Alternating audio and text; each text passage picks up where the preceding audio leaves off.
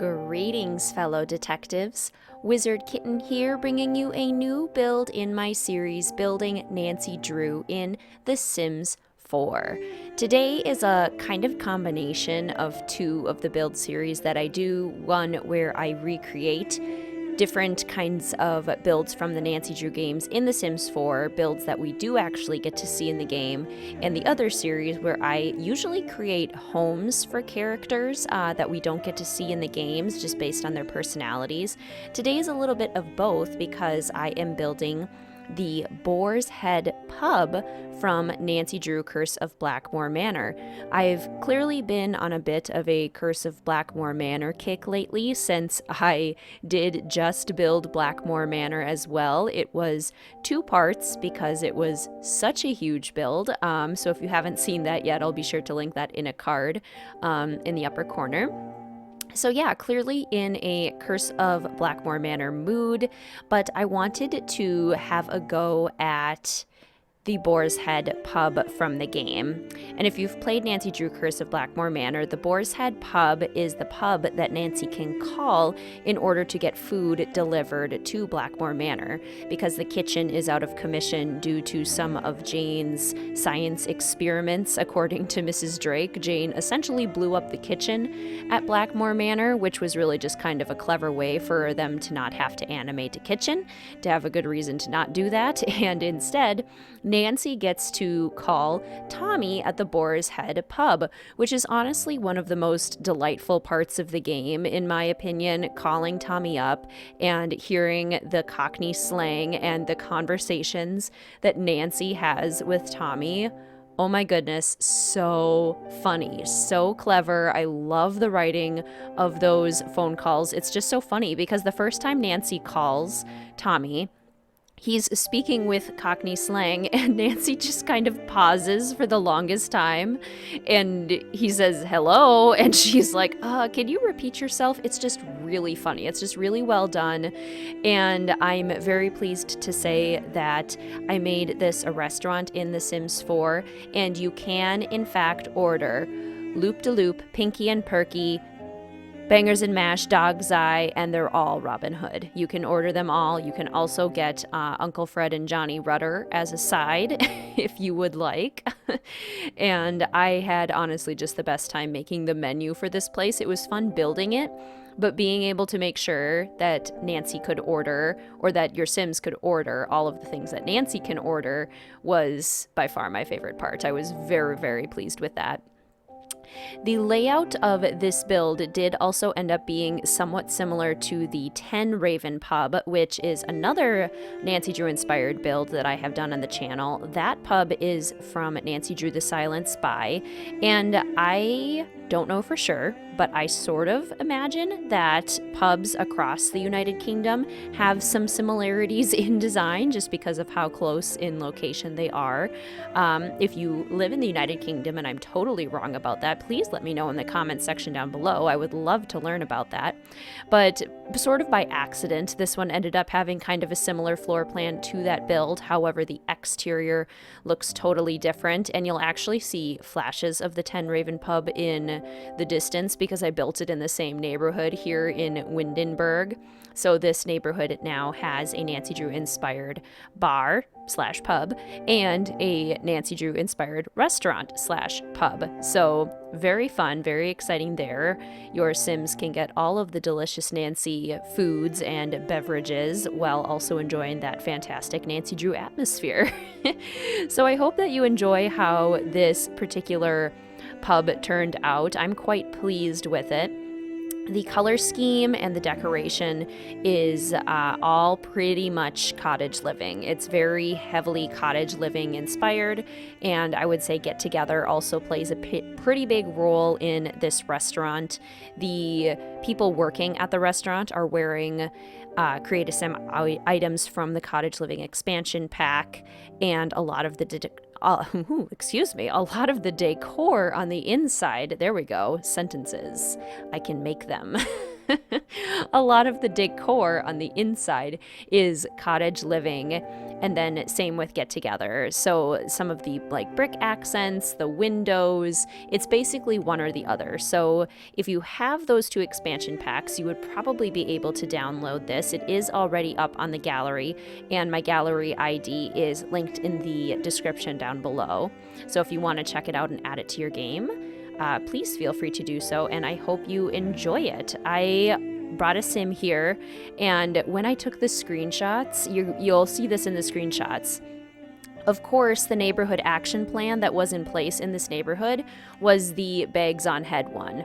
So, unfortunately, in the screenshots, all of the Sims have bags on their heads, and it's very frustrating because they look ridiculous. But what can you do? It's the Sims, and I thought it was a little bit absurd and very characteristic of the Sims, so I just decided to leave it in. It made sense. It's very characteristic. So now we've pretty much completed the exterior of the build.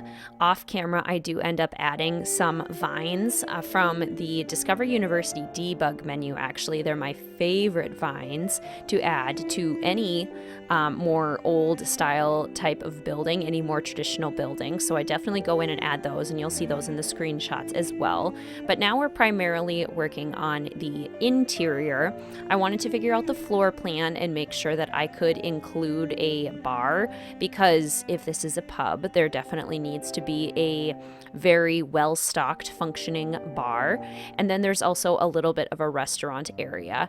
I would not call this a super family-friendly restaurant. Your child and teenage Sims can definitely come here, but all of the tables are high tops, and the most that the tables can hold is 3 at a time. Just because I wanted to have this build have a more cluttered and close-knit, really tight, kind of squeezed in there feel, and I think I accomplished that, and I'm happy with how it turned out. But because of that, there are not very spacious tables. Can't have too many large groups here. You can still come with a large group to this pub with like 6 Sims or whatever. They'll just be spread out across a few different tables. But this would be kind of a fun restaurant to run too if you have the Dine Out expansion or a game pack, which I suppose you would have to in order to run this as a restaurant, but I believe it would also function as a bar. But it would be pretty fun to run it and like pretend you're Tommy, or make a Tommy Sim or a Nancy Sim and work out of this pub, out of the restaurant. That would be kind of a hoot. I actually want to try that now. That sounds like a good time. So on the inside here, I'm trying to really balance the old style with still making it look like a hopefully visually appealing build. And so we have a lot of dark wood accents. We have a lot of old brick, both on the floor and the walls. And then the walls that do not have stone or brick have the kind of Tudor style walls that we got from Get Together. And I honestly don't know if those are specific to Europe, because that Get Together is more of a European kind of inspired pack, but they look very much like things that I've seen in movies that are set in, old-timey UK. So we're going with it. I ultimately just kind of like how it looks. So even if it's not super accurate, I do enjoy the overall look of it all. So very happy with that. This front room here is an entrance to the pub where we have the host station. And then I wanted to have this second level mostly because I thought it would make the exterior of the build look more interesting. And I also thought it would be kind of nice to have a office space. Obviously, your Sims are not going to be using this. It wouldn't be a functional space. If your Sims ended up running this restaurant, then it certainly could be a functional space, but otherwise it's just decorative. It's me imagining Tommy having this little workspace up here. I imagine that Tommy owns the pub. I don't know if he does. He could just work there, but he's the only person we talk to in the game in Curse of Blackmoor Manor. So I'm going with that Tommy owns the place and also works there. And that was kind of the philosophy that I had when putting together the uniforms for the hosts and the servers at the restaurant as well, is that they all kind of do multiple duties. And so the clothing that they're wearing is from cottage living, and it looks very much farm inspired. And I wanted to do that because I imagined that, like, on a regular basis, they would go to one of the nearby farmers, get their fresh, cream and eggs and bread and those kinds of things every single day. They might go out in the garden and get fresh produce, anything like that. So I wanted it to look like it was a very cohesive kind of business. So everyone's kind of pitching in everywhere. The chef is not just a chef. The hosts and servers are not just hosts and servers. They own the place. They work in the garden. They have other jobs as well. It's a very multifunctional kind of little unit we have going on here. Or at least that's what I imagined. But now we're decorating the front entrance area. I tried to put lots of paintings around the pub too, because I thought that would help with the kind of pub type feel.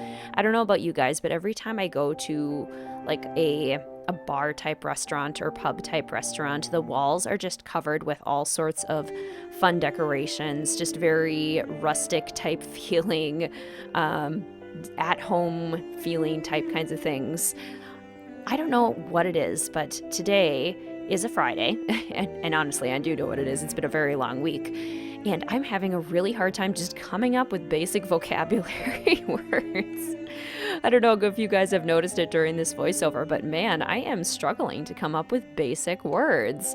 It happens. We all get that, that end of the week kind of slump where you just can't really think anymore. Maybe that's just me, but... Let me know if that happens to you as well. Let me know if you get the end of week slump where your brain is just totally fried from doing all of the work, all of the focus from a long week. And then on the weekend, you sort of just shut your brain off, because that's totally something that I do. I joke around with like friends and family members that when I'm at work, my brain is at 200%. Like, it's going as fast as it can. It's at max capacity because as an educator, you have to balance so many different things, different needs of different kids, and where you need to be and what you need to do, and it's just a lot. So then when I'm not working, when I'm at home or on vacation or whatever, my brain goes to about 50%. It rests and it doesn't think very hard. And that's my coping strategy for managing a difficult job, which I know many of you have as well. Many of you are also in school, which is just as stressful. So yeah, let me know. Let me know if your brain also has those coping strategies, or if you have any other fun little things that your brain likes to do when you're trying to relax. But now we're working on the inside of the sitting area in here, where, again, we have kind of this little side sitting area, which is a little bit more private, a little bit more quiet. That's why I had it kind of closed off and with these room dividers. Plus, that helps kind of fill in the space a little bit more and feel like it's a more complete room. So this is where the majority of people are going to dine, and then we have the bar area, the pub area out on the other half, which has the big pub itself. There are a couple of tables in there, and I just really like how it all came together. I like how crowded it looks. I like how dark it is. I wanted to make sure that it actually did look kind of dark, and a little bit like hole in the wall kind of feel. And honestly, the stained glass windows are one of my favorite elements, like these stained glass windows here in this little sitting area. I imagine that they were original to the pub, that they would have been built especially for this pub, because doing stained glass way back when was no small matter. It was complicated and it can be expensive. So I think that was kind of a fun touch that I was really excited to put in, imagining that the Boar's Head pub has been around for a really long time, and it's really important to the community wherever Blackmoor Manor is located. I think it's a staple. Like, everyone knows the Boar's Head pub. Everyone goes to the Boar's Head pub. Everyone gets their bangers and mash every Saturday, their loop-de-loop, their pinky and perky, and whatnot. And now over here on the side, I decided to fill in the lot with another building. And I did this specifically because I think it looks good. There is absolutely nothing on the inside of it, but I wanted the pub again to be kind of small and cozy, and taking up the whole lot would have kind of defeated that purpose. And so I added in another building here that is supposed to be like a pretend clothing store, a little boutique kind of thing. So similar design. It was built around the same time, I imagine, as the Boar's Head pub, owned by different people, but has a similar design and aesthetic so that it kind of looks nice together, and it helps just fill in the world, which for my save file I think is important to me, that the world looks filled in and it looks realistic. But we are coming up on the screenshots now here. I do hope that you enjoyed this build. Please let me know what you think in the comment section down below.